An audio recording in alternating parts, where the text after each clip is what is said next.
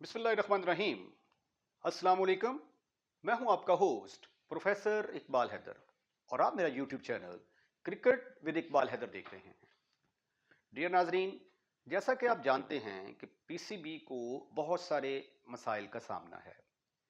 पहली बात तो ये है कि पिछले एक साल से कोई भी पीसीबी का जो चेयरमैन है वो अपनी सीट के ऊपर टिक कर नहीं बैठ सका। रमीज़ राजा थे पहले, वो काम कर रहे थे, उनकी पॉलिसीज़ थी, उनको जो है रिमूव कर दिया गया और उनकी जगह नजम सेठी को सियासी तौर पे नजम सेठी को पीसीबी का चेयरमैन मुकर्रर कर दिया गया।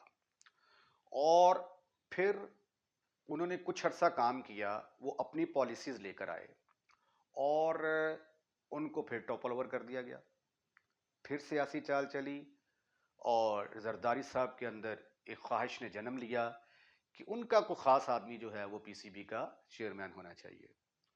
तो उसके नतीजे में, एक डील के नतीजे में जो है ये ज़का अशरफ को जो है पीसीबी का अबूरी चेयरमैन जो है मुकर्रर कर दिया गया। अब ये अबूरी चेयरमैन हैं, इन्होंने आना था, आके तो इलेक्शन करवाने थे और उसके बाद टाटा बाय बाय। लेकिन ये अपने मुकर्रर वक्त में ये काम नहीं कर सके।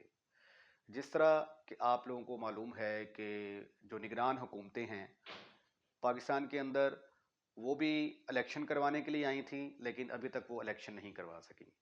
तो वही जो है वो चेन जो है वो चलती आ रही है और पीसीबी के अंदर भी यही सिस्टम है कि ज़का अशरफ ने इलेक्शन करवाने थे, नए जो है वो चेयरमैन पीसीबी आने थे, लेकिन वो नहीं करवा सके। अब इनको थोड़ी एक्सटेंशन मिली है और इनके पास जो है ये बड़े बड़े फैसले करने का इख्तियार नहीं है, लेकिन उसके बावजूद ये क्रीज से बाहर निकल कर खेल रहे हैं और बहुत बड़े बड़े फैसले कर रहे हैं, जो कि हो सकता है कि अगर 1 महीने बाद या 2 महीने के बाद जब भी पीसीबी के इलेक्शंस होते हैं तो ये सारी जो पॉलिसीज़ उन्होंने बनाई हैं ये रोल बैक हो जाएं, जो कि पाकिस्तान की क्रिकेट के लिए इंतहाई नुकसानदेह चीज़ है। ये एक गेम है और गेम को सियासत से बिल्कुल अलहदा होना चाहिए।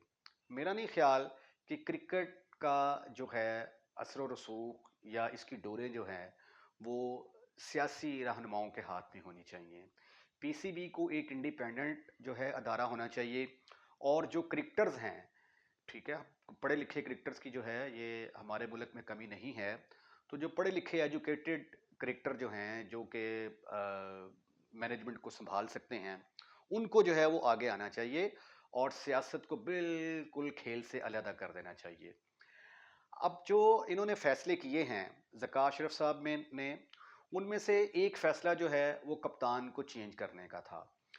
उन्होंने वर्ल्ड कप 2023 में पाकिस्तान की टीम बहुत बुरा खेली और अपनी जान बचाने के लिए उन्होंने ये सारा का सारा मुद्दा जो है कप्तान बाबर आजम के ऊपर डाल दिया और उनको बुलाकर प्रेशराइज किया कि आप कप्तानी से इस्तीफ़ा दें, जिसके नतीजे में बाबर आजम ने कप्तानी से इस्तीफ़ा दे दिया।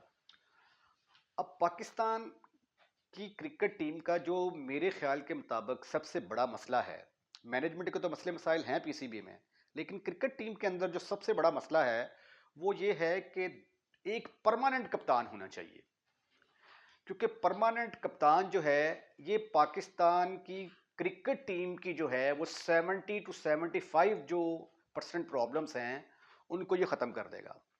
हमारे प्लेयर्स जो हैं वो मेंटली तौर पर इतने मिच्योर नहीं हैं, क्योंकि जब कोई प्लेयर अच्छी परफॉर्मेंस देना शुरू करता है तो फौरी तौर पे उसके जहन में आ जाता है कि I should be the captain of Pakistan cricket team.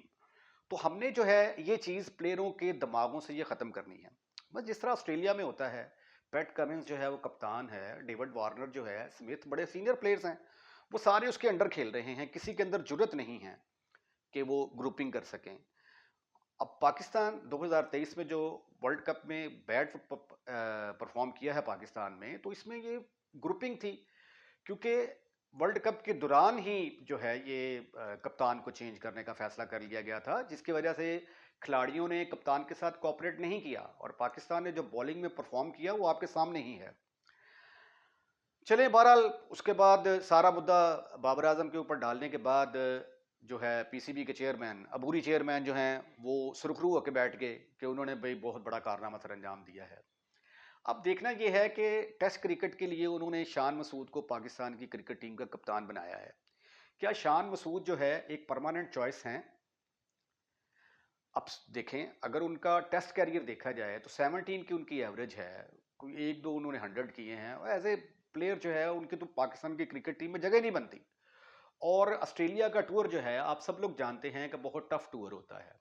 अगर खुदा ना खास्ता पाकिस्तान वहाँ पे तीनों टेस्ट मैचेस हार जाता है, अल्लाह ना करे, और उसके बाद शान मसूद की परफॉर्मेंस उसके अंदर अच्छी नहीं होती सीरीज के अंदर, तो फिर क्या आप अगले टूर में शान मसूद को एज ए कैप्टन देख रहे हैं?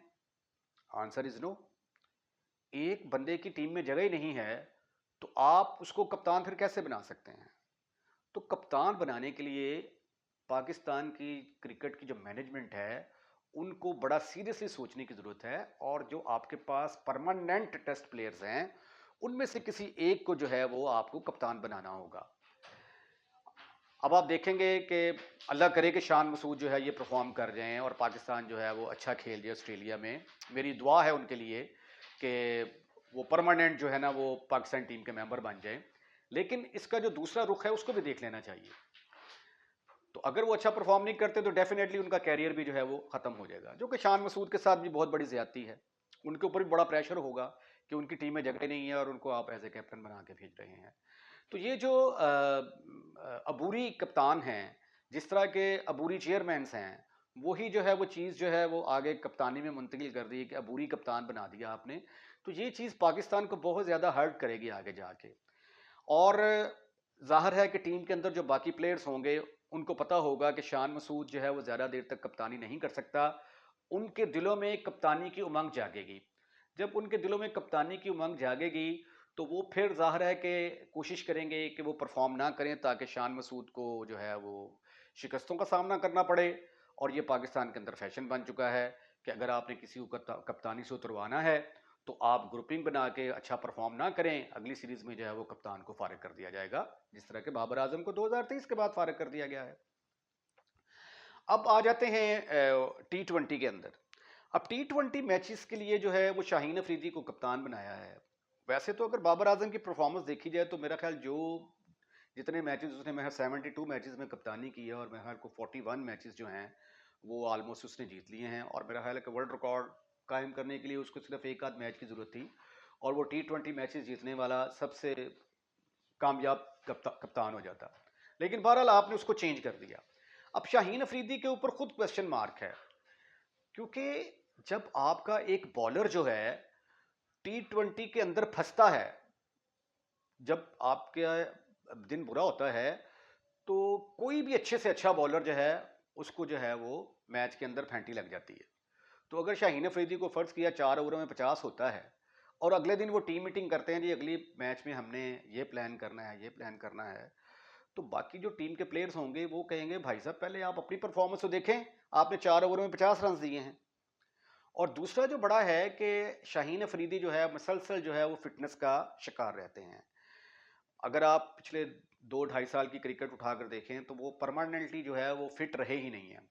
पाकिस्तान की टीम जो अपने जो होम ग्राउंड के ऊपर मैचेस हारी है, टेस्ट मैचेस, उसमें भी जो है ये हमारे फास्ट बॉलर नसीम शाह, शाहीन अफरीदी, हारिस रऊफ वगैरह जो है ये फिट नहीं थे। एक कमज़ोर बॉलिंग के साथ बाबर आजम को जो है न्यूजीलैंड और ऑस्ट्रेलिया के खिलाफ खेलना पड़ा, और रिजल्ट आपके सामने है कि आपकी टीम जो है वो अच्छा परफॉर्म नहीं कर सकी। तो मेरे ख्याल के मुताबिक जो है ये पीसीबी को क्या चाहिए कि पाकिस्तान के कप्तान के लिए एक परमानेंट फैसला करने की ज़रूरत है कि भाई who should be the captain of Pakistan, और 4-5 साल के लिए उसको कप्तान अनाउंस कर दें what ever be the result. अगर आपने शान मसूद के ऊपर आपको इतना ज़्यादा एतमाद है तो शान मसूद को आप 4 से 5 साल के लिए जो है परमानेंटली कप्तान अनाउंस करें। अगर आपको शाहीन अफरीदी के ऊपर पूरा एतमाद है कि वो पाकिस्तान को ज़्यादा अच्छा लीड कर सकता है तो फिर जो है शाहीन अफरीदी को पूरा प्रॉपर टाइम मिलना चाहिए और उसको आप 5 साल के लिए बिल्कुल परमानेंटली कप्तान अनाउंस करें, ताकि बाकी प्लेयर्स के अंदर ये बिल्कुल कतई तौर पे ख्याल पैदा ना हो कि वो कप्तान बन सकते हैं। तो इसलिए जो है ये पीसीबी को इस मामले में सख्त नोटिस लेने की ज़रूरत है। इसके साथ ही मैं आज अपनी इस वीडियो का अख्ताम करता हूं। अगर आपने मेरा चैनल सब्सक्राइब कर दिया है तो थैंक यू वेरी मच, और अगर नहीं किया तो बराए मेहरबानी हमारे चैनल को सब्सक्राइब करें। अगर आपको वीडियो पसंद आती है तो इसको ज़्यादा से ज़्यादा शेयर करें, और अपने दोस्तों रिश्तेदारों को भी इनवाइट करें कि हमारे चैनल पर आएँ और हमारे चैनल को सब्सक्राइब करें। अपना ख्याल रखिएगा, अगली वीडियो का इंतजार कीजिएगा। अल्लाह हाफिज़।